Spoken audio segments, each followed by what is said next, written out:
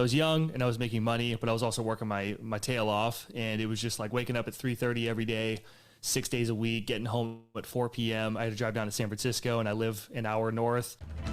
Welcome to Taking Back Humanity, the podcast that's all about breaking free from the shackles of modern life and living on your own terms. If you're tired of the 9-to-5 grind, feeling unfulfilled, and wondering if there's more to life than the daily routine, then you've come to the right place. Welcome to the Taking Back Humanity podcast. Welcome, my fellow humans, to another episode of Taking Back Humanity. I am your host, Aaron Shade. I'm happy to have you here as we embark on a journey of breaking free from the chains that bind us and embracing a life of purpose. Today, I have a special guest, James Allen, who left his job in construction to create a life coaching business focused on productivity and creating passive income. Welcome, James. Hey man, thanks so much. Pumped to be hanging out and answer any questions you have. Yeah, well, I'm glad to have you here. So why don't we just take a moment and you just tell us a little bit about yourself and your current business? So you kind of mentioned it briefly in the intro. I was in construction work. I was doing about 6 figures. It was just kind of what my dad did, about 6 figures per year. So I just followed his footsteps. I didn't know what I wanted to do. So I was young and I was making money, but I was also working my tail off. And it was just like waking up at 3:30 every day, 6 days a week, getting home at 4 p.m. I had to drive down to San Francisco and I live an hour north, and it's like hard physical labor. And it was like fun for the first year because I was learning a lot about how to use tools and, be more of a handyman. And I was like, this is just not it. I can't see myself doing this for the long term. So I started looking at different avenues. I found out about coaching. I was really into personal development at a young age. And I would listen to like Tony Robbins and different speakers. And I never thought that like, oh, I could be someone like that. I didn't necessarily want to be Tony Robbins, but someone who could like get paid to support people in some way and help them with personal growth. And I was like, well, that's a crazy concept, So I started to dive into it, and I was a life coach. I got certified on coaching and everything. And I was working with people, and I felt more like a generalist.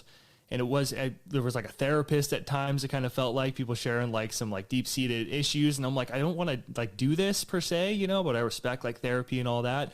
It just wasn't really what I was going for. I wanted to help people in careers in some way, just finding work that they loved, that gave them freedom and flexibility in life. But I didn't know what that looked like.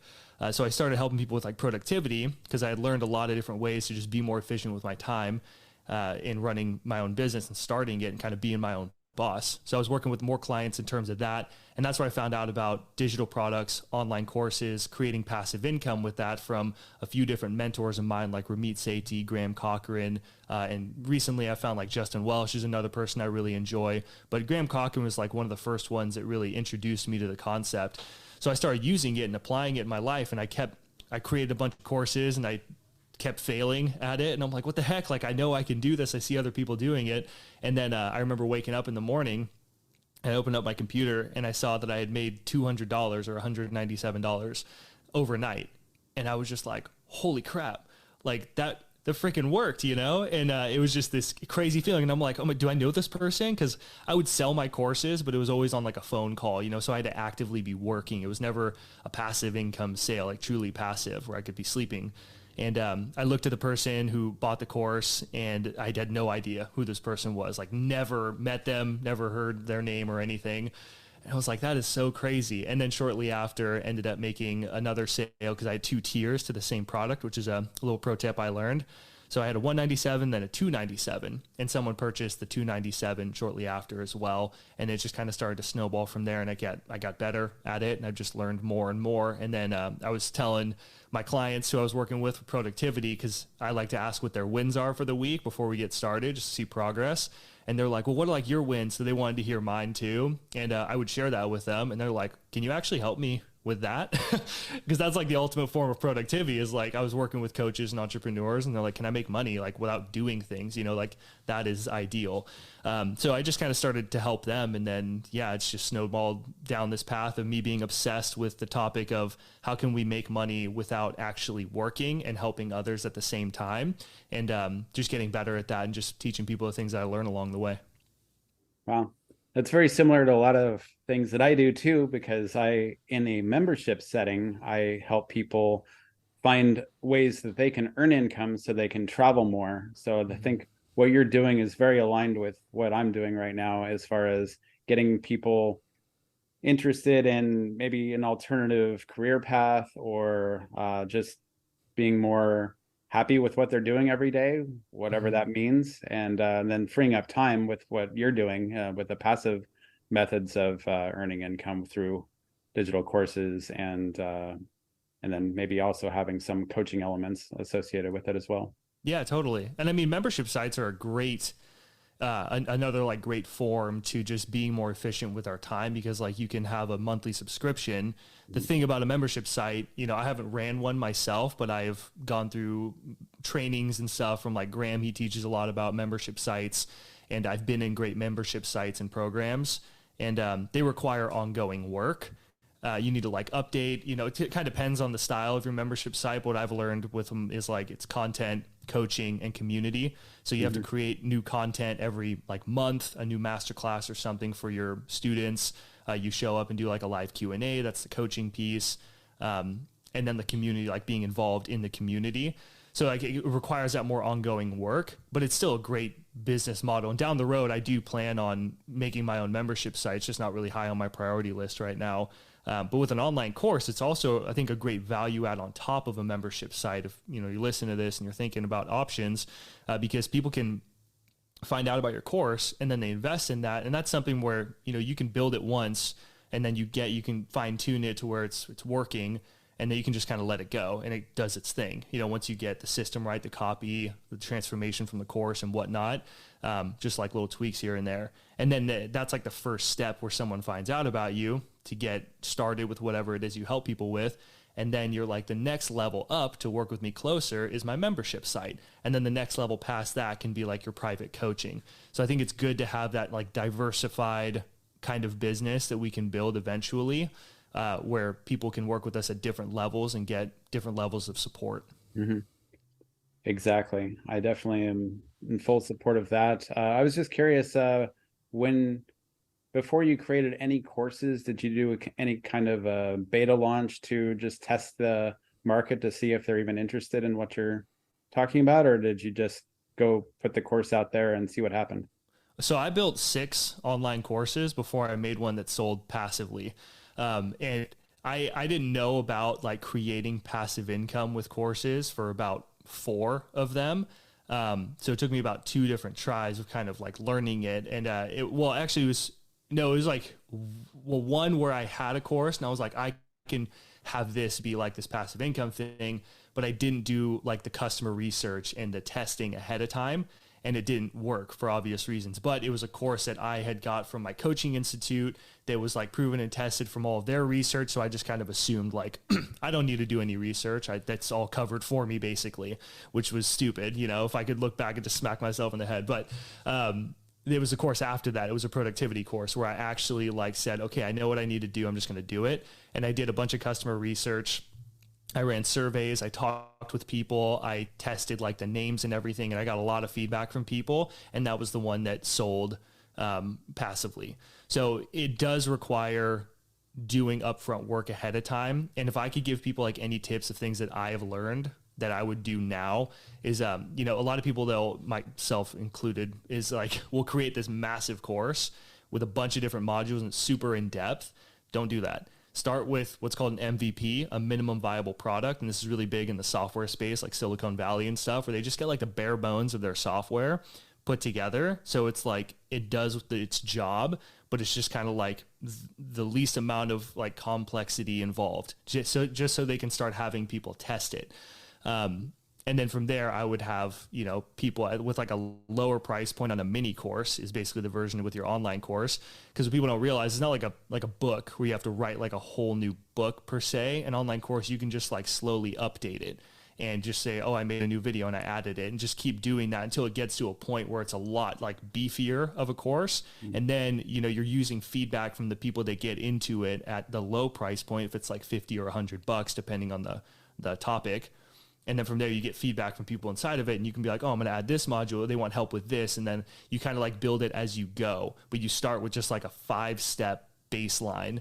And before that, even, you have to just do customer research where you just talk with people, run surveys is great. And what I like to do when I build out courses that been the like one of the biggest things, just like product research. So you have like your course idea of whatever it is, and you have your audience. Ideally, you build up an audience before you make the course. It could be small. It could be, if it's an email list, like at least 300 people, I would say, on your email list, which is like not a whole lot. But yeah, if you have like that good little baseline, you can build a survey around these questions. You can have conversations around these questions, whatever you want to do. But you basically just want to know, like, what's your biggest challenge or frustration or pain related to insert course topic. And then the next question is, what's your biggest hope, dream, or desire? The biggest outcome you want to achieve from course topic. And then the last one is, what's the biggest obstacle, barrier, or uncertainty that you face with getting from point A to point B? So you know where they're at, where they want to be, what's getting in the way. And you can turn that into surveys. So when I work with people, sometimes they're really busy, they're working other jobs, but they have a really big network from the work that they do and just community and whatnot. So I have them create a survey. As long as they get the information, that's all we need to know. And as you get more and more customer research and you listen to people, you start to spot trends because people start to have the same kind of problems. With like an online course and building one, some of the biggest ones are like, I'm afraid of tech. I'm intimidated by technology and it scares me and it causes me not to do anything. Or I have all these cool course ideas and I don't know which one's going to be the most profitable. So I help them with that by doing customer research, and like stuff like that is just things that I've learned by listening to them. And then the outcome is obviously I want to, sell my online courses, use it as a downsell, create passive income with it, et cetera, et cetera. So it's all like building your business off of something where you're actually listening to people and the wants and needs of them, and then creating small offers that you can kind of test with instead of building this massive program. It takes months to build. It's just a smarter way to do it. And, if I restarted, I wish I knew that because it would have been a lot easier for me. Yeah, I did the same thing. So my very first course, we did do a beta test. We did get some feedback, but then even then we still put it out and we spent all of this time making it this super polished, beautiful course and then didn't get any sales on it because we didn't do quite enough of that upfront market research at first. And also the offer itself wasn't really as much of a good transition from problem that they are facing to what's holding them back, and then that solution at the end, or that what they're going to get out of it, essentially. Wasn't as powerful as what I'm doing now. So I understand that the whole process needs to be done, but we learn through these mistakes that we've made, and I don't just say, oh gosh, well, I can't sell any course after this because that what do I have to say to this world? And all those thoughts go in your head and you get all these fears and it just holds you back. So I just encourage anybody, sure, you're going to fall on your face sometimes with doing something like an online course, but just know that each time you fail, that's your biggest teacher in some ways, and can help you grow and get better the next time you go around. Yeah. Well, like anything, if it's running, if like you dream of, I want to run a membership site, or I want to sell online courses or start a YouTube channel or whatever you want to do. And it's like, that's this dream that keeps sticking in your head. And no matter what you do, it keeps coming up. It's like, well, that's a sign that it's something you should pursue. And then if you fall on your face and you're like, I give up, but you still have this dream of wanting to do it. It's like, okay, you just have to face facts. Like the only way you're ever going to make that dream happen is if you just pursue and just keep doing it and fine tune your approach and, make a new investment, keep trying, and eventually you're going to figure it out. So I think people just give up too soon. It's like, the motivational speech thing of like, there's not like winners or losers, there's winners or quitters. Like people just quit, and then that's kind of how they lose in a way. But yeah, you just can't quit. And if you stay in the game long enough, if that thing really excites you, like the juice has to be worth the squeeze. For me, courses were, and they still are. It's just, I think that that's the best way for a coach or service provider to diversify their income and be able to work fewer hours is with digital products. But a membership site is included with that. Yeah, absolutely. It can be somewhat of a treadmill sometimes because you are coming out with new content each month. But if you keep your content simple, but also valuable, then I think that still is, you can get it all done in batches and just then have the rest of the time in the month to do whatever else you want to do that isn't related to the membership. Totally. So just I want to get your thoughts around what was going through your head when you were transitioning from your construction over to this life coaching. Oh yeah. So, well, there was a lot going through my head. I knew that I wasn't happy. I had to do, it was like a job. They were about to lay us off, and like the general foreman and some of the journeymen were telling me that, or no, the main boss was not saying it, but the journeymen were, cause they've been in the game long enough. They're like, you're going to freaking like, get laid off. Cause they were just having me do like ridiculous work, like just keeping me busy basically. So my job was to, I mean, this did have to get done, but it was just like, there's nothing else to do because we're, overstaffed basically for the amount of work that we have. So I had to go up every single flight of every room in the building, and I had to fire caulk all the poles because I did heating and HVAC, heating and air conditioning. So like high pressure water systems. We had to put these, like they were called risers, or just the pipes that go all the way up the building and supply water to every building. And you had to kind of reinforce it and put this, like, what is it? It's this, it's like has styrofoam, and I don't even, or it's not styrofoam. It's, oh my God, I can't even remember what it is. We had to put like this terrible like stuffing inside of the hole. It's been so long. And then I had to caulk it with caulking, but it wasn't like a caulking gun, which is a lot cleaner. They gave me like a 2-inch wide spud, like a little spatula, and this massive bucket that had like fiberglass and stuff inside of it. And it was getting all over me. So it's itchy, it's gross. And I'm on my knees all day on the concrete and everything. And even with knee padding, it's just like, this sucks. And that was kind of the aha moment. One day I was just like, dude, I've been doing this for a week or two straight, just plugging holes. And I'm like, I don't want to do this. Like I don't care at this point. But that was like a year and a half before I had actually left. And I didn't just like up and run because I was making good money. It was a grind, but I was like, I don't know what I'm going to do. And I'm not just going to like run off and just, kind of figure it out as I go. I kind of did that, but I had like at least a good baseline and direction. I studied a lot. I found out, and that's where I found out about like the coaching certification. And I just kind of realized that like I'm not happy, and that, I tried also as soon as I realized that I wasn't happy. I was like, well, before I do anything like rash, maybe I just need to like ride it out and it's going to get better. And I remember asking one of the journeymen that I was working with, I was like, does this ever get like better? And he looked at me and just like laughed at me. And he's like, no, dude, like this is it, and you're going to do this for years and years and years, for like the next 40 years at your rate. And I'm like, dude, no, like that's not going to happen.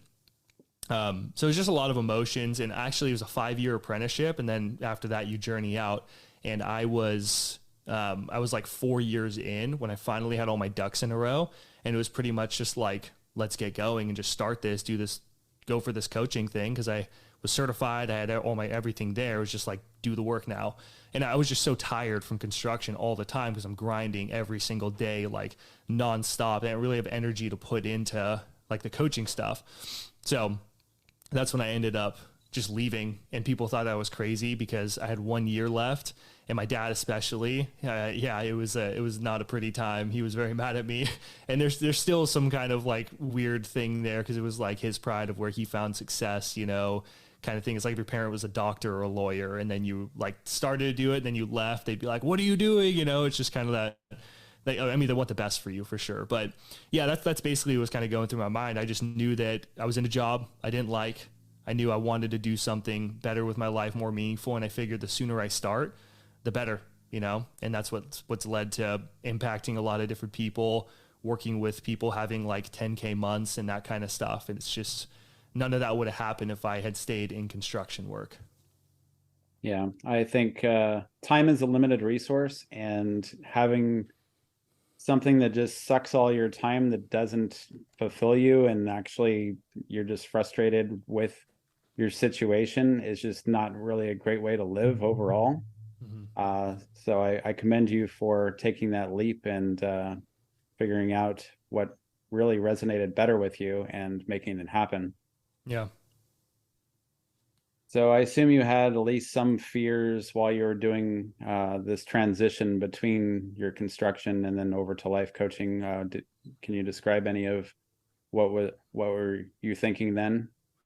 Yeah, I mean, for a while I just kind of went into it, and I was like, I don't even know if I can, like how I'm going to make money. I was just kind of doing what like they taught us, but it wasn't working as fast as I thought. And I was like, dude, it's going to be like a breeze because I have all this time. I can just put my time and energy into it.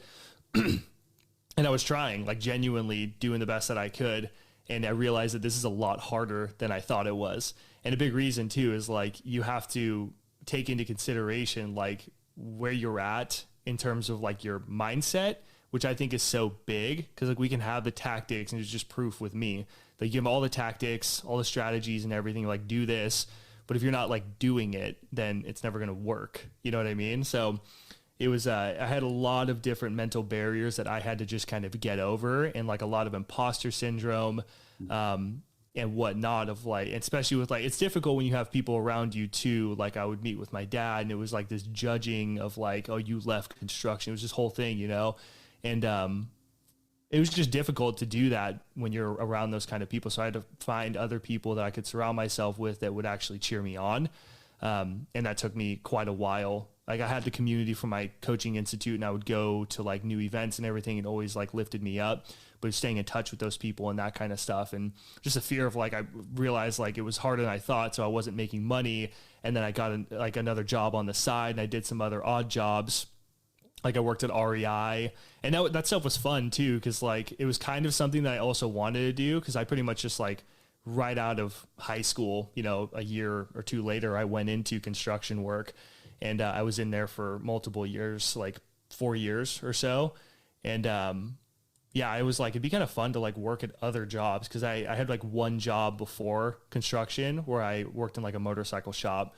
And other than that, yeah, I didn't really do a lot of different things. So it was just interesting to like work in the service industry, to work in retail and that kind of stuff. And it really helped me to have like a new respect for people in the service industry as well. You know, like I love tipping people in the service industry and treating them right. And I meet like my dad, where he's like more stingy kind of with tips. He's gotten a lot better over the years because I've like challenged him on different things.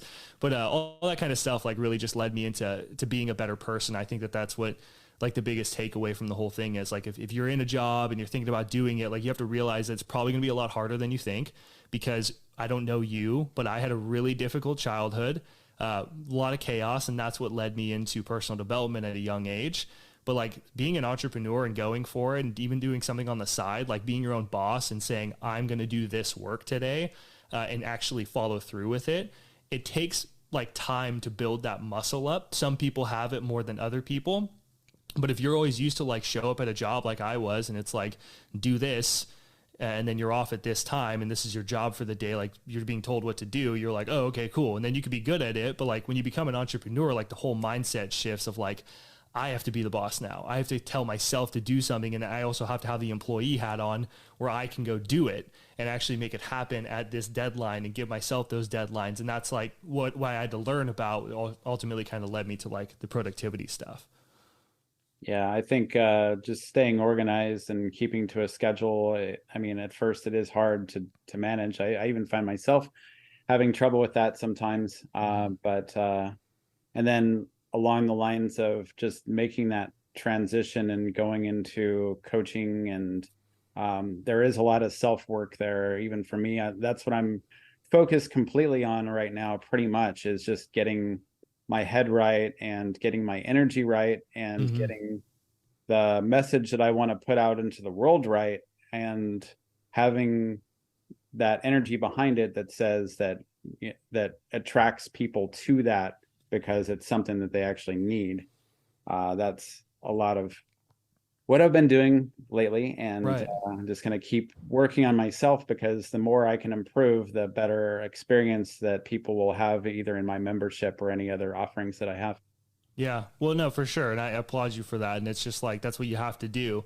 You know, and so there's like the outliers too, where people start something like that. They just go all in and then they freaking blow up and make a ton of money. That wasn't me. It was like way harder road, you know, and it's still challenging. I mean, it's just inevitable. It's the ups and downs of entrepreneurship. You know, some months are good, some months are bad. And that's just how it is, you know, but it's building up that kind of resiliency to stay in it. I thought about quitting many times. And then I just kind of like realizing, go back to that vision of like, what do I really want? And that was kind of like the life coaching stuff that I had learned. And I truly believe in that. Like if you're going to build something in your life, like might as well be something that you want it to be. So I was thinking like, I want to have this kind of business. I want to do this. I want to make this impact in the world.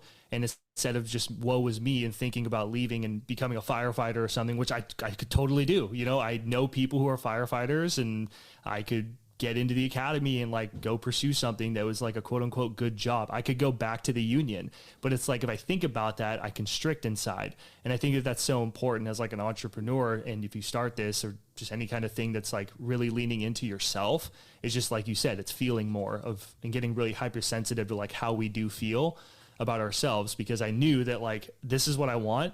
And the only way I'm going to get it is by staying on the course.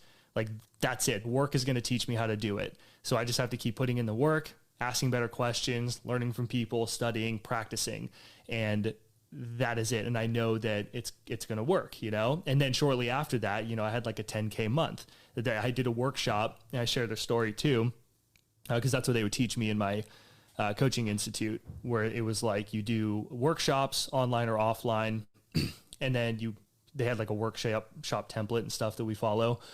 But it's really helpful. It's really valuable. It's inspiring and all that. And then after that, you invite people to a coaching call, a strategy session, and then you can, you know, coach them personally to get a taste of you and see if they like you and whatnot. And then you can invite them to work with you if they want to. So I did this workshop, and I had like 50 people registered, which at the time was the most I had ever had. And I'm like, this is going to be amazing. Like I freaking was grinded, you know, I was sending out invites left and right, and I had all these people register. I'm like, this is going to be sick. It's going to be huge. I'm going to make like a bunch of money from this, you know, and like be able to work with clients and help these people. And they were going to get a course that I had at the time. It was before like passive income stuff. And I would give it to them for free for attending. And then on top of that, I was going to offer the coaching. And I show up during the workshop, and nobody showed up. Like not a soul, just me. And I'm like waiting, and nobody was there. And I'm like, dude, are you kidding me? Nobody showed up. I had emails, I had everything there. Nobody was there. And in that moment, I heard from the voice of my mentors in my coaching institute that said, like, if that ever happens, no one shows up, just do it anyway, and just practice. So I was like, okay, I'm just gonna do that, because I really had two options: either just like do it anyway, or just like call it a day and go soak and like sulk in my sorrows, you know. So I decided I'm just going to do it. And about a third of the way through me presenting this workshop just on my own, someone joined the meeting, and it was just one person. And I was like, oh, cool. So I stopped the workshop, and I was like, hey man, you're the only one here. So I'll restart the workshop because I'm not that far into it. And I'll start from the beginning if you're cool with that. And he's like, oh yeah, sure, dude. You know, like in the chat. So I restart the whole thing, go through my whole workshop. And he was like, that was super cool. I really like that. And I was like, do you want to like do a coaching call? Like, here's your course, like I promised. But yeah, if you want to, like I can dive deeper into the course or to the workshop content with you. And he's all, yeah, let's do it. So like the next day we booked a call, and we did the call. It went super well. Dude was really cool. And I told him about this year-long coaching package I had, which I don't offer anymore, but it was 10 grand paid in full. And, he was just like, yeah, let's do it. And I'm like, are you shitting me? Like, this is real? And then we ended up working together for a year, and it was super fun. He got into like a different career that he really liked and everything. And, yeah, it was just a good time, but it was just crazy that like no one was there. I could have left, and imagine if I did leave, you know, nothing would have happened. But that's like doing the work. And this is like shortly after I had this like sulking moment of like, I should just quit, you know, but I stayed in it, and then I ended up making $10,000 in a phone call. That's an amazing story you have there. How has your life changed? I mean, so now you're doing this coaching and the courses. What's like a day in the life look like for you? I wake up, well, like today I woke up at 5:20. I don't always wake up at 5:20. I kind of go by a bit of feel. So I'm not like as rigid as I used to think I had to be a lot more rigid with this, but like I'm not always. But usually I'll wake up at 5:20 and I get my stuff ready. I have it all set up to go to the gym. And that's when I get like my protein shake and water and everything. I get hydrated, eat a banana before I go work out. I do CrossFit about 4 days a week, 3 to 4 days a week. And I go over and I just do my CrossFit class. It starts at 6 a.m. And then, after that, I end up coming home. I hang out with my girlfriend for a little bit. We have like a little bit of coffee and just kind of chat together. And then I like take a shower, I do a little meditation and kind of envision like my goals. And then I make food. And then I right around 8:30 to 9 a.m. my time, I end up getting to work. And it kind of depends on what the day is, you know, but a lot of times I have like calls with new clients that I'm working with, or a current client, or I have people where I'm meeting with new people and then I invite them over to work with me. And then I just kind of make content, and it's just still building out more of the system as a whole. Like right now, I mean, what I'm doing is I do affiliate marketing. That's another great passive income stream. Kajabi is the tool that I use. So I'm doing 60 days of Kajabi, where it's just new tutorials, showing people the platform and whatnot. And then I have an offer where if you go to profityourknowledge.com/Kajabi, you can learn about this, but you get a 30-day free trial of Kajabi, a course I made that's just 5 lessons. It walks you through how to set up your whole marketing funnel for your course. And I give you tips on building your course, copywriting, that kind of stuff. And then you get that as soon as you sign up for a 30-day trial. And inside of that, you get to book a one-on-one call with me. So that's kind of like the big project that I'm working on right now. Because I have some people inside of my affiliate program, but I want to bump it up more because I have some friends that I know, and they do like 5 to 10 grand plus per month just from that. You know, they're doing like, one of them's doing like 200K a year just from his side thing, which is crazy. And he just like, he makes content about it and invites people and has a similar offer. So I'm just, you know, modeling that in my own way. And that's kind of like the big project I'm working on right now. We're getting ready to go to Sweden. So I'm really just grinding on this. I have like 10 more videos left. And and then at about like 2 to 3 p.m., I call it a day. And that's usually when I hang out with like my girlfriend. I do time blocking with like productivity stuff. So I have my work hour set from 9 to 2, but I sometimes go over if I'm like finishing up a tutorial or something like that, or working with a client or something, or someone new I'm going to talk with. And that's kind of like my hard cutoff. And then I move to that next time block, which is family and friends. And that's where I just hang out with family and friends, because I really believe in work-life balance, and I believe in like short like bursts basically of my work, and having a plan for the week and the day, and then just like really focusing on my work and doing podcast episodes or talking with people, having podcast episodes and connecting with new people, etc., working with clients and whatnot. And then, I just hang out with my girlfriend, then we wind down and then kind of move on to the next day.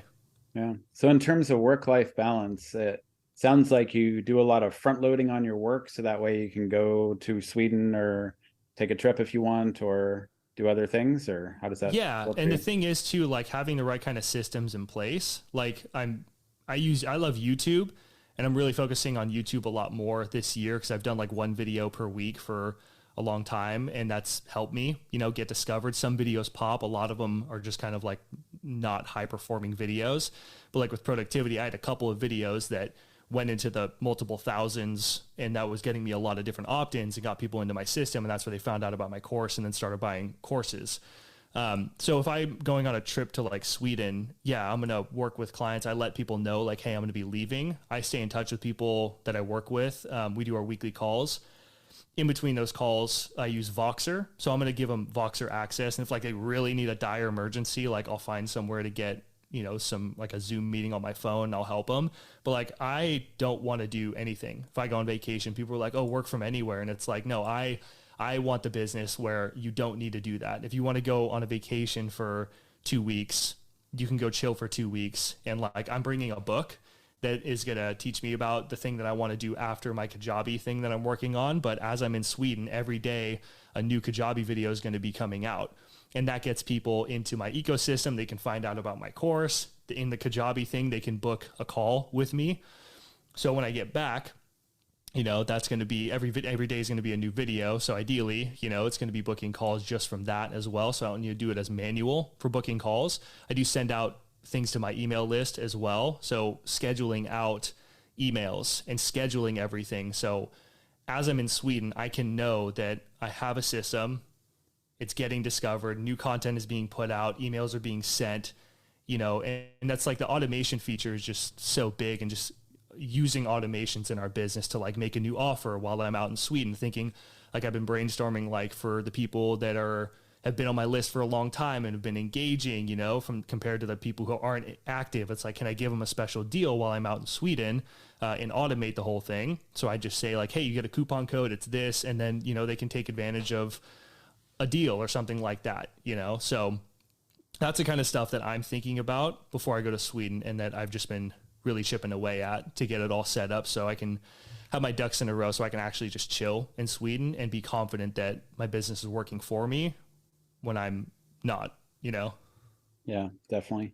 During my 9-month trip around the world, we were spending a lot of time working on our blog and doing all of these menial tasks that really didn't even earn us money. And I feel like that took away from the experience. So being able to block it out so that way when you're out there traveling, you can just focus on traveling and not have work hanging over your head is definitely what I want for anybody that goes through, especially my membership, that they are able to do that.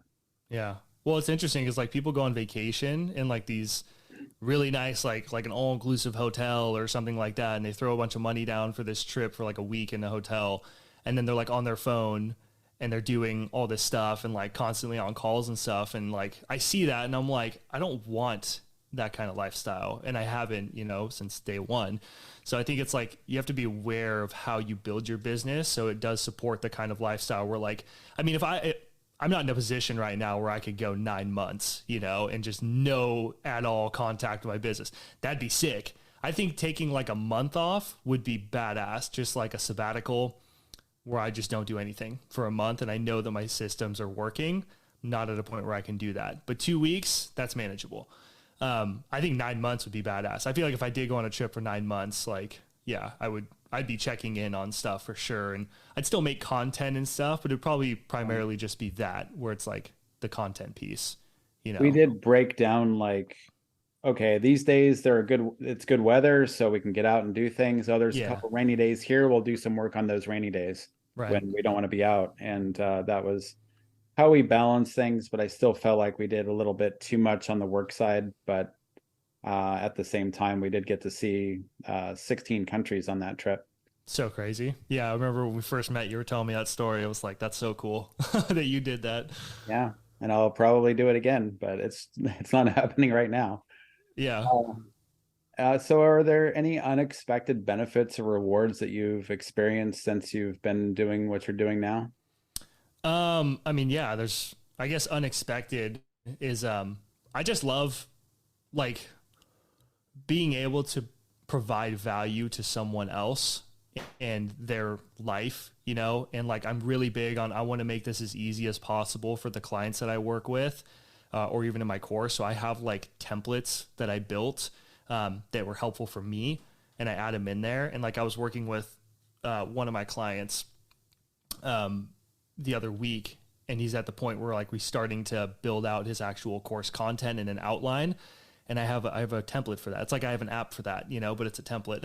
And I show him, and it's like really easy to understand. I'm walking him through how to do it, and I'm asking him questions and stuff. And he's like, dude, like, you are really good at this, is what he told me. And I was like, oh, thanks, man. He's like, and I see us working together for like a very long time.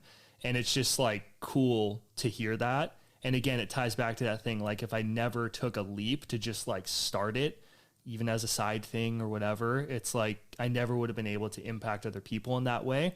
And I mean, you can't be like the ultimate transformation for every single person, it's just not realistic. But as long as you're a person, a guide that's on their journey that leaves them better off than they were before they met you, I think you're doing a good job. And just leaving it that way, because there's a lot of people who leave you worse off than before they met you, in debt or whatever, and they kind of put you into a corner and that kind of stuff. And it's like, I work with people until they get the whole thing built, and I want to make them money as we're building out the system as well. Like in customer research, for example, you can literally make money, because it's like what I share with you is 3 questions. Like, that's the basis of a sales call, is like, where are you at right now? Where do you want to be? What's kind of getting in the way?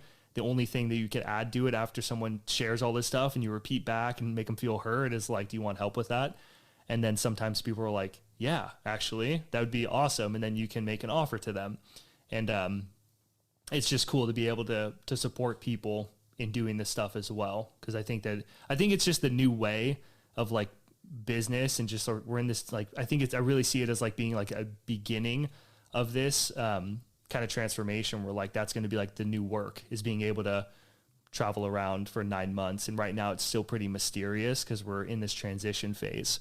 But yeah, it does unexpected benefits. I think is just, I mean, I did expect to impact people, but like being able to do it and see people light up and feel better after doing our call than they did beforehand. Like I asked for key takeaways from the day and stuff, and they're just like, wow, I'm learning so much. And I think it's just cool to be able to learn from your own mistakes and things and help someone else shortcut that.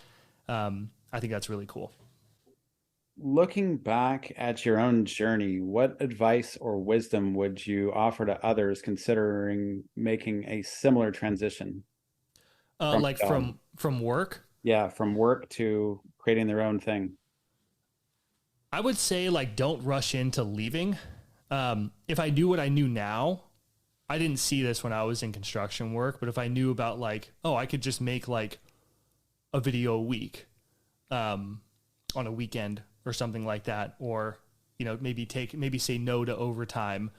And then I can make a YouTube video and just start like building an audience, I think is like the first thing that I wish I did when I first started. And just like I love YouTube because when you make a YouTube video, it lives on forever, and you can have a YouTube video from 3 years ago that's still getting views and it's still adding value to people. And if you offer a lead magnet or a freebie inside of that, that's value driven for your audience, then, you know, they can get onto your email list, and then you start building your real audience, which is your email list, because they've committed to you more than just subscribe, you know?